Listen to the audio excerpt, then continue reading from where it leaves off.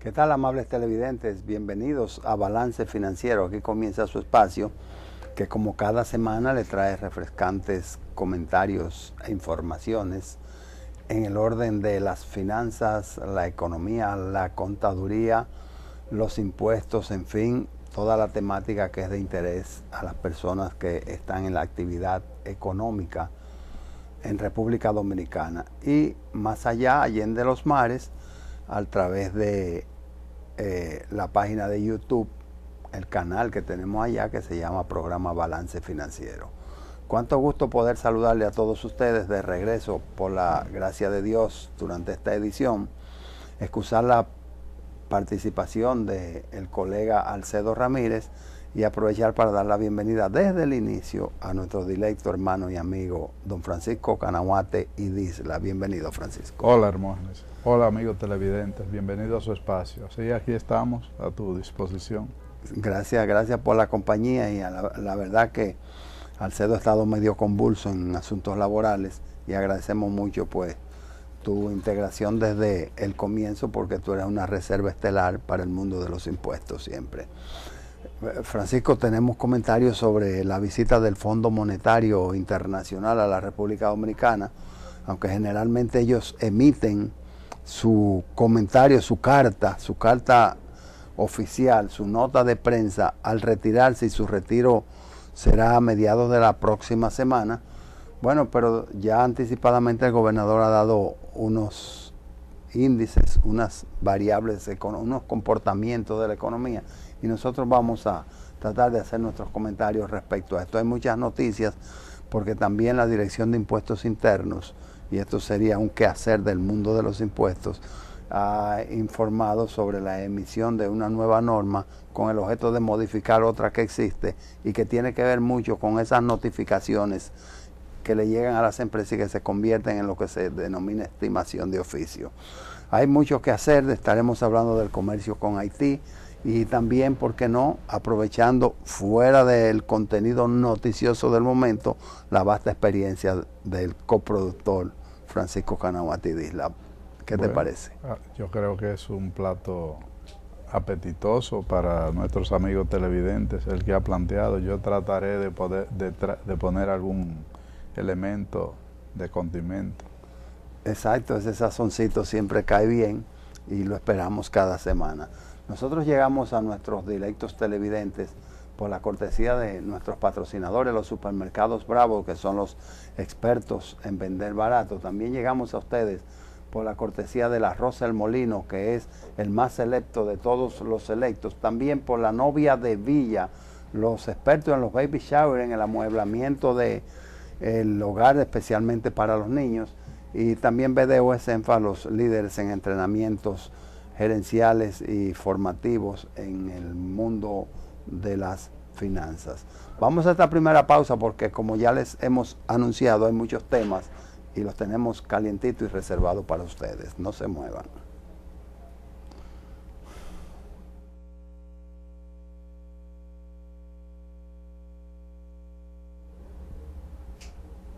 Pues el Fondo Monetario Internacional, su misión con su staff en anuncios, en las conclusiones de su revisión ordinaria que practica la economía dominicana, pues ha llegado al país a principios de esta semana y estará durante 2 semanas, porque el protocolo acostumbrado, yo no sé si estará escrito, pero el protocolo acostumbrado, Francisco Canahuate, es que primero se reúne con el gobernador del Banco Central, con la Junta Monetaria, las autoridades monetarias, y después de esto pues contactan una serie de sectores que tienen incidencia en la economía. Ya hecha esta conversación con el gobernador del Banco Central y su equipo, pues lo que restaría sería salir del entorno del Banco Central para tener esa serie de contactos, completar su idea, su visión general de la economía dominicana, posmediciones de ellos, y entonces emitir su carta, que no es más que una nota de prensa que dice para ser publicada inmediatamente. Sí, se trata de un monitoreo. Como nosotros, como país miembro del Fondo Monetario Internacional, y que hemos tenido experiencia de múltiples acuerdos, pues queda un elemento puntual de monitoreo sobre cómo está la marcha de la economía en el entorno nacional y, por qué no, vinculada con el comercio exterior de la República Dominicana. Ciertamente, las variables que tienen que ver con el comportamiento del comercio exterior, lo que tiene que ver con reservas internacionales, lo que tiene que ver con precios internos en materia de combustible, precio de petróleo, todo esto son buenas noticias y ayudan a mejorar la posición de la República Dominicana. El señalamiento que haces, Hermógenes, en cuanto a que una vez la misión del fondo se reúne con las autoridades monetarias, trata de contactar otros sectores, es precisamente para buscar un levantamiento de las informaciones y en ese sentido se consulta a profesionales, se consulta a empresarios, sectores organizados para asegurar que la información que están levantando en una fuente pues está corroborada por las demás. En ese sentido creo que es muy saludable y esperemos que el resultado, ya el informe final al despedirse, pues sea con buenas calificaciones para el país. Sí, entre tanto el gobernador del Banco Central, no voy a decir que ha dado adelante, porque dicen que el que da adelante da dos veces, pero ha hecho pública un resumen del comportamiento de la economía que es alto conocido por el país, porque en cada evento se es reiterativo con este comportamiento, y entre ellos pues resalta el crecimiento de enero a septiembre del presente año de un 7% en la economía dominicana, que es quizás uno de los más altos de la región, 7%, y también el control de los precios, el IPC, el índice de comportamiento de los precios, que no es más que la inflación acumulada de enero-septiembre, situada en un 2.53%, más baja que el año anterior, que fue de 2.83%. De manera que, junto a todo esto, el gobernador también anuncia el crecimiento de las reservas internacionales netas y ahora la sitúa en 2 meses de importación. O sea, el país tiene un colchón de dólares capaz de que sin entrar ningún tipo de divisa pueda atender la demanda de las importaciones durante un periodo de 60 días. O de 90 días. O de 90, bueno. Y como el año está terminando. Exacto, bueno, correcto.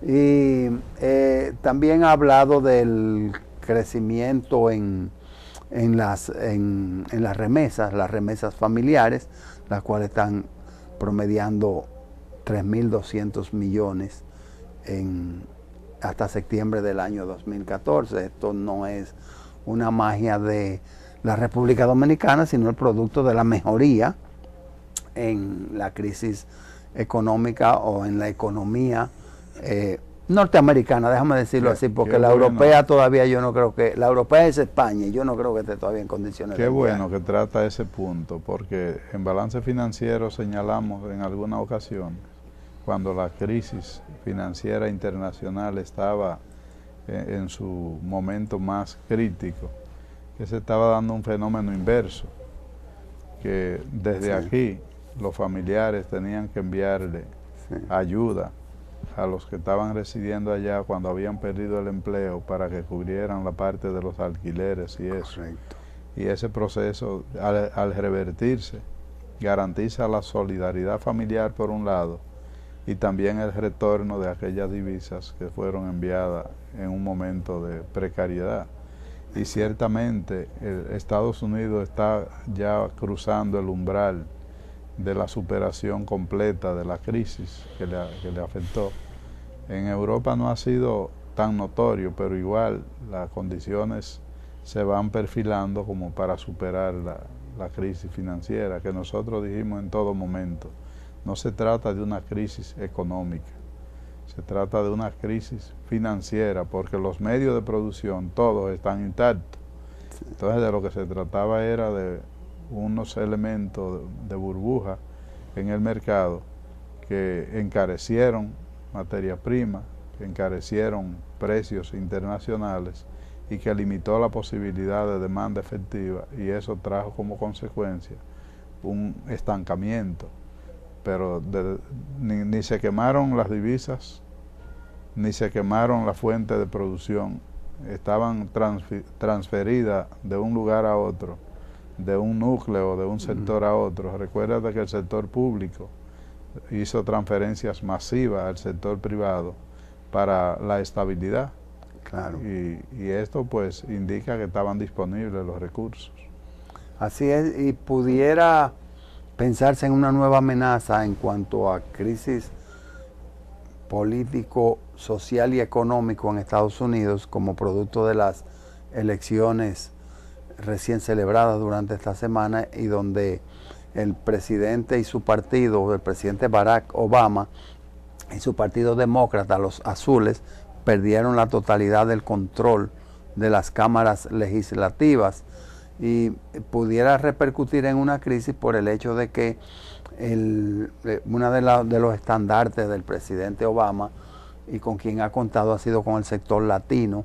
Entonces su lucha por hacer una reforma migratoria decente y que beneficie a todas esas personas que tienen años y años trabajando, la mayoría de ellos muy seriamente, con mucho ahínco, e impulsando la economía norteamericana, pues se viesen amenazados con ser deportados, y con las medidas de emergencia que él está tomando para resolver lo que pudiera ser esa crisis, como es el caso de reuniones y almuerzos y ponerse a disposición de las cámaras para negociar con ellas, pues pudiera acercarse una solución a lo que pudiera ser una ley migratoria, o a medidas que protejan a esos ciudadanos que no hacen más que trabajar y enviar sus pequeñas cuotas de sus ingresos, de su producción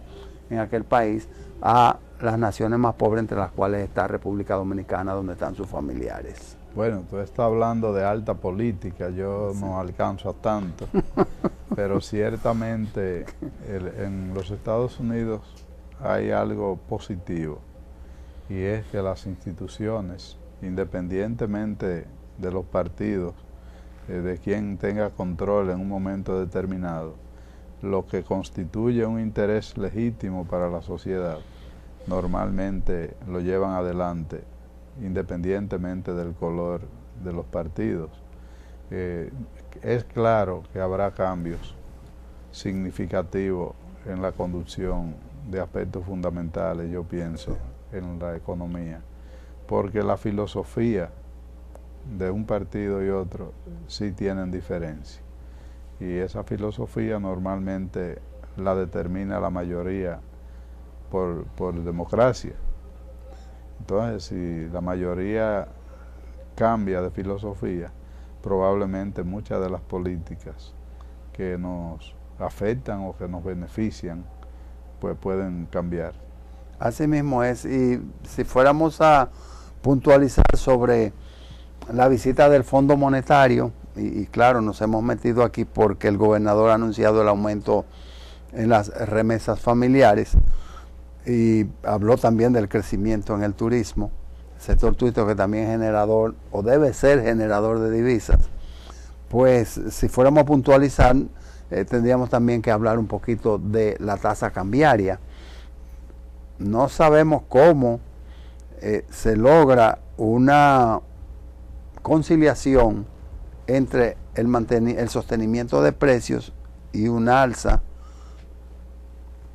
no vamos a decir abrupta, pero sí sostenida, en la devaluación del peso, porque al abrir el año, en enero del 2014, la tasa cambiaria rondaba el 43.05 por 1, y se mantuvo oscilando sin llegar ni siquiera al 43.50 hasta la mitad del año. pasado el mes de julio, pues como que ha habido una burbujita que ha ido disparando la tasa cambiaria, y ya hoy por hoy, en pleno noviembre, pues el cambio está al 44.15. 44.15 ya está oliendo de que el próximo número entero sería 45 por 1, y nos pondría a hablar, nos pondría a pensar seriamente si será manejable trabajar con una diferencia cambiaria del 44% cuando esté a 45. Estamos hablando de $1 que cueste 45 pesos, en este caso 44.15. Pero eso es una tasa cambiaria, no un incremento. No un incremento, sino lo que estamos diciendo es que de 43.05, pero no podemos decir con referencia a enero, porque es que se mantuvo por debajo del 43.50 hasta la mitad del año. Pero el incremento es precisamente la diferencia entre esos 43 y el valor. Claro, actual. El incremento en el año que da $1.06 aproximadamente, lo cual es un 2% de devaluación de la moneda en el año. En términos de crecimiento, en términos de estabilidad, es perfectamente asimilable sin mayores inconvenientes. Sí, pero tenemos que pensar porque aquellos países han eliminado ceros. Porque es que cuando tú hablas de $1 no hay problema.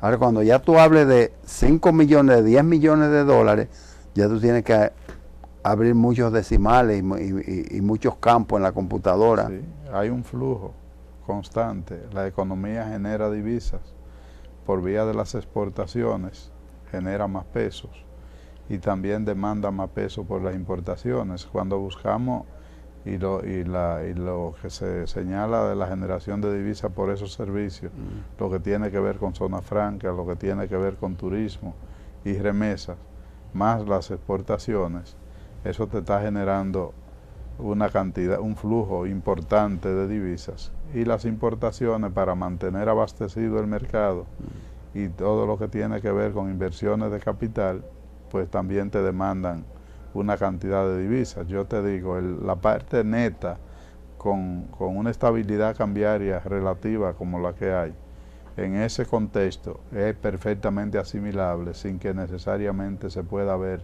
con un impacto grande en los precios, porque no es de una sola vía, es de doble vía. Por un lado te está incrementando la rentabilidad y los pesos, y por otro te está encareciendo el costo por los pesos. Entonces se trata de una situación que al buscar el punto neto no es tan complicado. Bueno, estos son nuestros comentarios relativos a la economía dominicana y sobre todo orientados por la visita del Fondo Monetario Internacional a la República Dominicana. Nosotros vamos a una pausa, es muy breve, y vamos a regresar con los temas, con ampliación de los temas que les anunciamos en la introducción del espacio. Volvemos.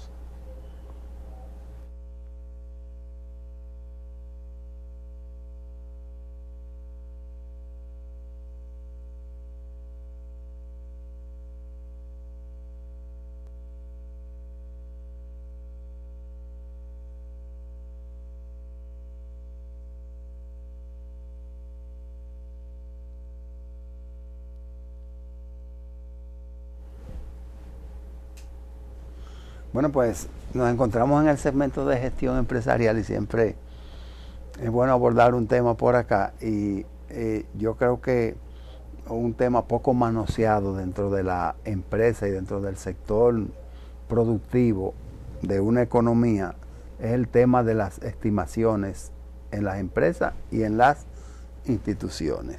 Entonces, las empresas, los organismos que tienen sistemas de información debidamente organizados, planificados y bien regenteados, pues deben hacer registros y deben tener informaciones precisas, no aproximadas. Pero ¿qué sucede? Que para que eso ocurra hay que permitir que el tiempo discurra. Y lo importante es tú poder estimar a futuro lo que pasó, dice el cantante famoso de México, ya lo pasado, pasado. Pero ese pasado sí debe servir de experiencia para tú mirar hacia adelante y poder tomar medidas correctivas. Entonces, entre las cosas que se estiman mucho en República Dominicana es la tasa cambiaria, el comportamiento del peso, para poder estimar costos futuros y fijar precios de ventas anticipados. Estamos hablando del costo de reposición. Entonces, precisamente, entonces caemos en que pudiéramos estar en una economía muy, muy, muy regida por el costo de reposición, donde se hace una estimación y vamos a poner, por ejemplo, la elaboración del presupuesto de ingresos, el presupuesto de gastos de la nación, donde generalmente se le ponen alrededor de 2 pesos por encima a la tasa que rige inmediatamente. Si eso ocurriese, tú dirías, bueno, el dólar está al 44.15 y estoy comprando un producto, la navaja de afeitar, al mismo precio de cuando estaba al 43.50. Esa gente está perdiendo dinero, tú pudieras decir. Pero ¿qué sucede? Que la estimación te llevó a proyectar una tasa cambiaria más alta por los componentes en dólares. Las navajas no se producen en República Dominicana, son importadas. Y tú fijaste tu precio de venta en base a esa tasa alzada que pudo haber sido del 44.50, y todo lo que tú vendiste con una estimación del 44.50 mientras se mantenía por debajo de ahí, se pudiera convertir en un margen de comercialización, en un aumento en la brecha entre el costo y el precio de venta, que en la medida en que se va acercando la realidad a tu estimación, entonces pudiera irse reduciendo esa brecha, pero en sentido general tú vas a tener un promedio durante un periodo que puede ser un año, donde tú dices, vendí tantas unidades en tanto y mi precio de venta promedio fue tanto, contra mi costo tuve un beneficio de tanto. Vamos a aterrizar eso, porque eso está como muy conceptual y a lo mejor los amigos televidentes se preguntarán, ¿y qué es esto de lo que están hablando? Estamos hablando de un tema muy sencillo para el que lo conoce, para el que lo hace habitual, sí, pero un tema novedoso para las personas que no están inmersos en lo que es la comercialización y la determinación de costos y precios de venta. ¿Qué es lo que está diciendo el licenciado Casado aquí en este momento? Sí, lo del licenciado. Él dice, si una empresa importa y el costo de importación es a 10, incluyendo la diferencia cambiaria que hay, liquida su impuesto en aduana, y entonces viene la parte de los valores agregados en el mercado.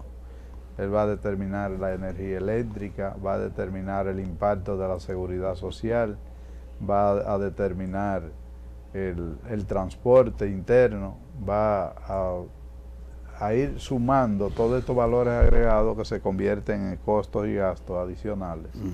Y entonces él determina que ese producto que importó a 10 y tributó en aduana sobre esa base, realmente su costo para fines de fijación de precios es 18. Entonces, como la tasa de cambio que sirvió de referencia para liquidar el impuesto en aduana está ya determinada, liquidó y pagó, entonces él dice, yo no voy a fijar mi precio en base al costo de 18, sino que voy a estimar un plus, un monto adicional por lo que pueda suceder en el futuro con el mercado cambiario, para que cuando yo venda esta mercancía, al momento de comprarla de nuevo, no quede descapitalizado y pueda reponer ese inventario que estoy vendiendo. Y entonces en ese elemento, en esa tesis que él plantea, estaríamos hablando que él va a decir, yo voy a considerar que el costo para fines de fijación de margen es de 20 en lugar de 18. Ese plus se lo atribuye a la diferencia cambiaria, Sí. pero puede ser a los demás elementos de costo, no solo a la diferencia Que cambiaria. están arrastrados también por el comportamiento de la economía. Sin embargo, hay un punto que hay que tenerlo muy claro. Cuando se trata de un monopolio, eso es fácil. Sí. Pero cuando estamos en un mercado competitivo, donde yo tengo la opción de ir donde venden ese mismo producto e ir donde la competencia que vende igual producto y ver que los precios no son iguales, entonces yo voy a ir al que tiene el precio inferior y probablemente ajusto ese deseo de estimación muy por encima. Entonces la competencia actúa como un correctivo en lo que pudiera ser una estimación excesiva que convierta la operación en ganancia excesiva, y eso cambia completamente el panorama. Cuando no existía competencia abierta, cuando los mercados eran controlados por pocos componentes o por pocos agentes, entonces eso tenía mucho más posibilidad de que sucediera. Y por eso los márgenes de ganancias en aquella realidad eran muy superiores a los márgenes de ganancias actuales, que ahora lo que se busca es mayor volumen para que al final el resultado financiero neto sea atractivo, acorde con la inversión que se tiene realizada, que es otro capítulo. ¿Qué retorno de mi inversión representa ese beneficio? ¿Cómo están integrados mis activos? Si son bienes que se aprecian en el tiempo o son bienes que se deprecian, entonces que se ponen obsoletos. Quiere decir que también hay que decirle en este segmento a los usuarios de nuestras informaciones que también pasa, según la rotación del inventario, la obsolescencia que tenga, porque pudiera tener unas supuestas ganancias excesiva y lo que tiene ahí es una acumulación de mercancía que no va a poder vender en el mercado, ni al precio que tenía inflado, ni tampoco al precio rebajado. Entonces estos también son factores que hay que tener cuidado. Claro. Y hoy día el almacenamiento de productos, de mucho inventario, también tiene un costo elevado, porque el alquiler por metro cuadrado también ha subido de precio. Entonces está cambiando realmente la forma de hacer negocios en la economía dominicana, y hay que tener hoy un poco más de información y un poco más de destreza y disposición para que no le sorprenda en un momento determinado una creencia de grandes ganancias cuando al final lo que hay es una pérdida.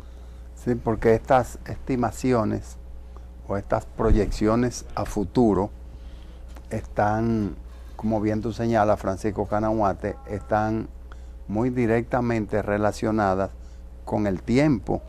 O sea, no es lo mismo tú calcular una reposición de un inventario o hacer una inversión en inventario sabiendo que lo vas a rotar 5 o 6 veces en el año, que lo vas a rotar cada 2 meses, que lo vas a rotar mensual, a uno que tú digas, bueno, voy a rotarlo 1.5 veces o una vez al año.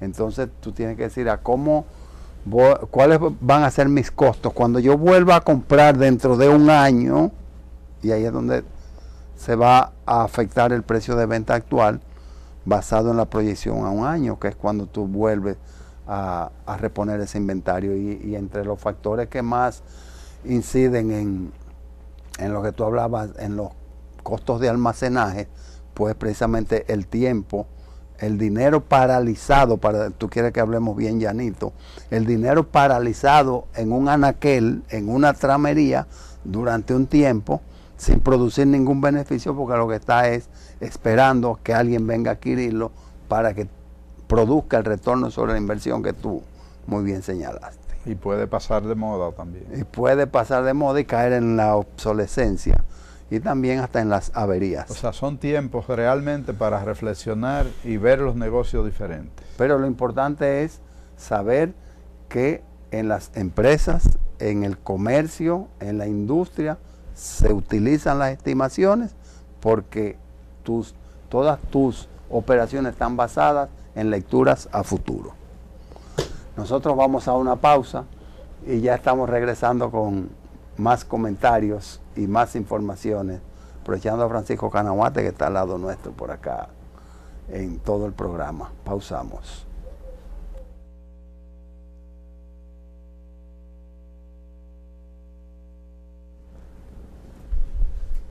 Bienvenidos amigos a este segmento de contaduría, pues donde cada semana hablamos sobre los temas relativos a la contabilidad y a las finanzas. Pero hoy vamos a hacer un pequeño cambio porque tenemos un tema sumamente importante en el área impositiva, un poco largo, y yo quisiera pues retomarlo, comenzarlo desde este segmento. Así es que damos la bienvenida a Francisco Canahuate, que está conmigo desde ahora. Hola Norma, hola. De nuevo, amigos televidentes, bienvenido a su espacio. De nuevo, que tú estás desde un principio, ya que Alcedo, por causas ajenas, no podía estar con nosotros. Saludos, Alcedo, donde quiera que esté. Francisco, vamos a empezar con esta norma fresca que acaba de emitir la Dirección General de Impuestos Internos en día 3. Nos referimos a la norma general número 714, ¿verdad? Esa es la norma que establece las disposiciones y procedimientos aplicables a la facultad de determinación de la obligación tributaria por parte de la DGI.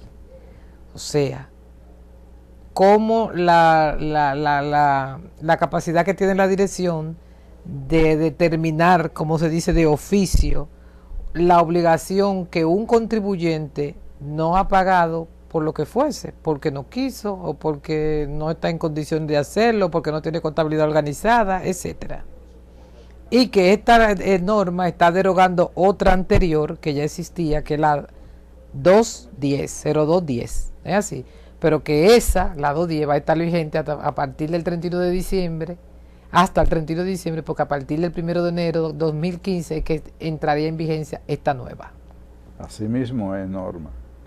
Mira, la Dirección General de Impuestos Internos tiene facultad normativa y el Código Tributario le da la facultad para dictar normas, para crear índices, para crear procedimientos. Y dentro de este contexto, ninguna norma general puede ser impugnada por los contribuyentes mientras no se le aplique. Exacto. Una vez que se le aplique, si entiende que le han lesionado su derecho, especialmente su derecho de defensa, entonces sí puede impugnarla. Una norma. Claro, mediante los recursos legales que comienzan con el recurso de reconsideración y termina en el recurso de inconstitucionalidad, siguiendo todo el procedimiento jurisdiccional. Ahora, hay que aclarar varias cosas. En primer lugar,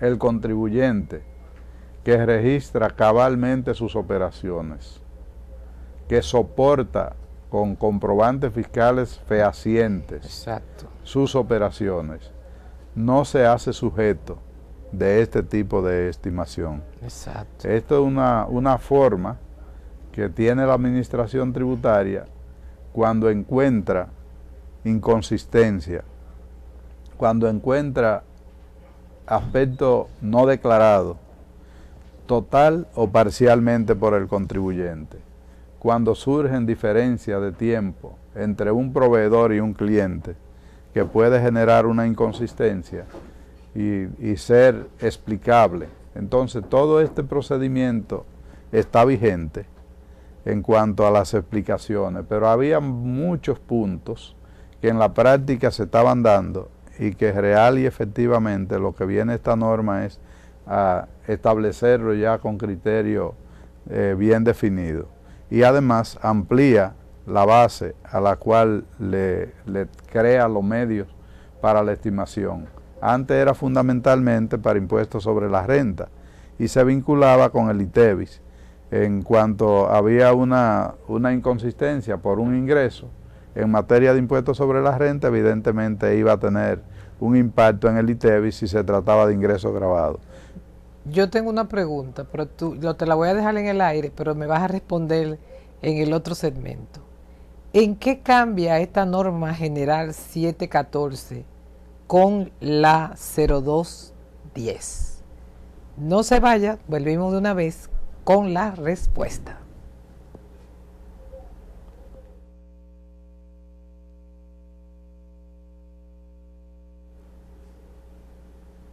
Y estamos en el segmento impositivo ya que iniciamos desde la contaduría y donde dejamos, Francisco, una pregunta en el aire y que vamos a formulártela de nuevo. ¿En qué cambia la norma general 0714 acabada de emitir en fecha 3 de noviembre con la norma general 0210 para la determinación de oficio por parte de la Dirección General de Impuestos Internos a los contribuyentes? Tiene varios cambios. El primero es que la tasa efectiva de tributación tiende a variar. Fíjate que hay una nómina alta de tasa efectiva de tributación por sectores económicos, por monto de operaciones, y esto pues tiene cambios significativos en algunos casos. Esta norma, que se parece a tu nombre, Ajá. tiene 51 páginas. Ahí estoy viendo. Y por tanto, no se trata de una cuestión directa y particular, sino que tiene varios aspectos a tomar en cuenta para poder contestarte apropiadamente. Un punto de cambio que para mí tiene mucha trascendencia, Sí. es el que aparece en el artículo 15. Artículo 15. Que tiene unos numerales. Lo voy a buscar. Y podemos darle lectura, si tú lo consideras bien, para edificar a los amigos televidentes en este sentido. Porque es un elemento procedimental. Es este que dice impugnaciones y ajustes. Exactamente. Por parte de la DGI que implican que el contribuyente rectifique su declaración. Dice así, ¿verdad? Dice el artículo 15 de las reglas específicas aplicables a las rectificativas, ya sean estas declaraciones hechas por el contribuyente o responsable o impugnaciones realizadas por la administración tributaria. Se aplicarán reglas específicas a las declaraciones rectificativas hechas por el contribuyente o por la administración tributaria en los casos y en la forma que se detallan a continuación. Léete el numeral 1, solo el 1. Solo el 1. El 1 dice, las impugnaciones y ajustes puntuales resultantes de una fiscalización de escritorio no evitan posteriores fiscalizaciones para el ejercicio fiscal de que se trate por parte de la administración tributaria, con la finalidad de poder revisar íntegramente las partidas que impactan la determinación de todos los impuestos a los cuales está obligado el contribuyente en ese determinado ejercicio. Ese es uno de los cambios. ¿Qué ocurre con esto? Pero yo quiero que me aclaremos qué es fiscalización de escritorio. Yo sé lo que es, pero quiero que los amigos sepan. Sí, eso es lo que voy a comentar. Ok. El proceso de fiscalización tiene varias formas. Uno es cuando se le notifica la inconsistencia al contribuyente, se le da el listado de lo que constituye la inconsistencia. El contribuyente trata de explicar, y si no tiene forma de explicar y surge una diferencia, puede hacer un cambio él mismo con autorización de la administración tributaria en cuanto a rectificar la declaración, o puede ser una determinación de oficio que haga la administración por esa partida en concreto. ¿Qué ocurre? Este procedimiento, según expresa la norma, no constituye un hecho cerrado, sino que se hace la rectificativa, se cobra el impuesto, y entonces en cualquier momento posterior dentro del periodo de vigencia de ese ejercicio fiscal puede ordenarse la fiscalización integral Que no es del solamente contribuyente. que es yendo allá a la empresa. Entonces, esto va a traer algunos inconvenientes que creo que vale la pena advertir y hasta cierto punto aconsejar, en el sentido de que una vez que se encuentren dificultades en cuanto a estas partidas que constituirán la base para una estimación, para una rectificativa, yo pienso que se haría bien la administración tributaria, en lugar de liquidar sobre esa inconsistencia, inmediatamente seleccionar ese contribuyente y hacer la fiscalización integral. ¿Por qué? Porque hay varios problemas que se dan alrededor de ese procedimiento, de carácter incluso constitucional. Un primer principio constitucional es el que reza que a nadie se le puede juzgar dos veces por un mismo hecho. Exacto. Entonces, si a ti te han hecho una liquidación, se ha reliquidado y tú has pagado y luego se te hace una fiscalización integral, tú puedes argumentar que ese ejercicio, ese mes, ese periodo, ese año, fue fiscalizado y demostrar ante el tribunal que tú tienes un recibo de pago que constituyó la rectificativa. Entonces, el hecho de que se enuncie y se hace bastante claro, bastante explícito, no necesariamente impedirá conflicto de carácter legal cuando el contribuyente sienta que después de haber cerrado un proceso de fiscalización de escritorio, puede volver a abrirse sobre la misma realidad una fiscalización de carácter de campo o externa. Okay. Entonces, esa sería una reflexión que yo dejo en el aire para que una vez que se determine que hay una diferencia a pagar, en lugar de cerrar eso con una rectificativa, se ordene la fiscalización integral inmediatamente. Y de esa manera ya se tiene la certeza de que habrá un ajuste, que el contribuyente no podrá eludir y tendrá que pagar, pero será un tema del que se hablará mucho y que puede ser conflictivo en el tiempo. Yo veo que la norma tiene atrás, la norma es hasta la página 18, a partir de ahí. La parte normativa propiamente, a partir de ahí son tablas. Son tablas, entonces yo veo aquí que dice, hay varias tablas, la A, la B, la C y la D. Entonces yo tengo aquí la tabla A que dice tasa efectiva de tributación. Entonces pone un listado de todos los sectores, agropecuario, comercial, industrial, y unas columnas que va desde 0 millones hasta 100 millones o más. Entonces hay como unas tasas efectivas. Primero, ¿qué es la tasa efectiva de tributación? Y si esa tasa efectiva de tributación que yo veo aquí 0.62%, 0.66%, ¿a qué que se le aplica? Muy bien, la tasa efectiva de tributación, como está definida en la propia norma y como es de principio, es un cociente. Exacto. Que resulta de dividir los ingresos, el impuesto que se liquida, se paga entre los ingresos. Y hay dos tipos de determinación en ese sentido. Cuando son ingresos que vienen de actividades comisionables y cuando son ingresos normales, ordinarios. Entonces, la tasa efectiva de tributación, cuando es de ingreso comisionable, es sobre la comisión o sobre los márgenes controlados. Un ejemplo muy típico es el de los combustibles. Los combustibles tienen un margen de comercialización, establecido y por tienen ley. Un precio de venta que incluye el costo el precio de paridad al momento de adquirirlo.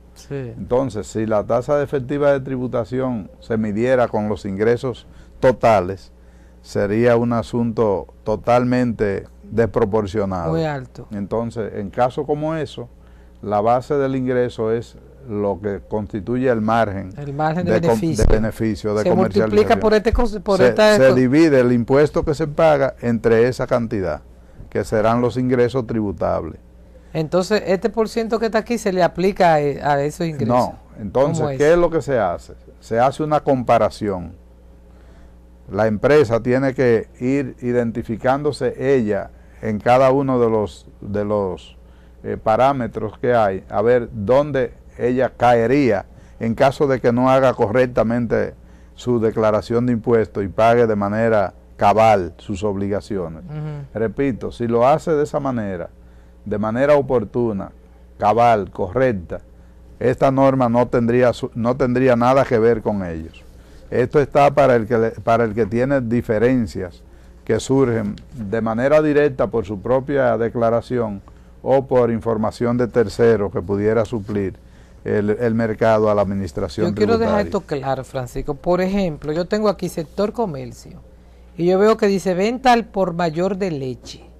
De 0.5 millones dice 2.52%. Correcto. ¿A qué que se le aplica entonces, eso? Una empresa que tiene ese rango de operaciones, hace el cálculo del impuesto que pagó entre los ingresos. Suponte tú que lo que le da es una pérdida o le da un medio. Entonces tendrá que completar, se desestima, digamos, la contabilidad para completar ese monto de impuestos. Se le aplica esa tasa a los ingresos y entonces ese será el impuesto que tendría que pagar. O sea, a los ingresos se le aplicaría el 2.52. Exactamente, se multiplica por eso y ese será el impuesto. Porque es un margen establecido predeterminado de la dirección comparado con otras empresas del mismo sector. Eso es un índice que se determina. Entonces, usted no me quiere declarar porque usted no sabe, nosotros sabemos, le vamos a explicar esto. Usted está diciéndome que perdió, que ganó poco y yo encuentro que usted me está declarando cosas que no son exactas. Exactamente. Entonces nosotros le vamos a ayudar a completar lo que usted tenía que pagar. Y evidentemente en adición a eso vienen las sanciones.